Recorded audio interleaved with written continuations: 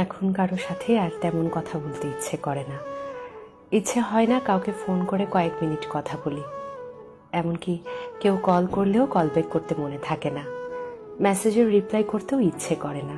যাদের সঙ্গে কথা না বললেই নয়, তাদের সঙ্গেও দু একটু কথা বললেও সব বিষয় নিয়ে কথা বলতে ইচ্ছে হয় না। মন খারাপ, সমস্যা কোনোটাই কাউকে বলতে ভালো লাগে না। এসবের জন্যে আমি দুঃখিত। শুধু ভালো লাগে সারাদিন নিজের মতন থাকতে।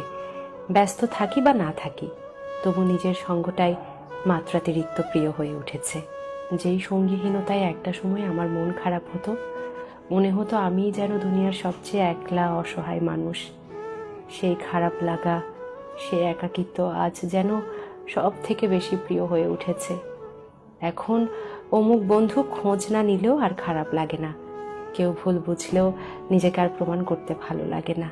যারা আমার উপর অভিমান রাখেন কিংবা ভুল বোঝেন, আমি দুঃখিত।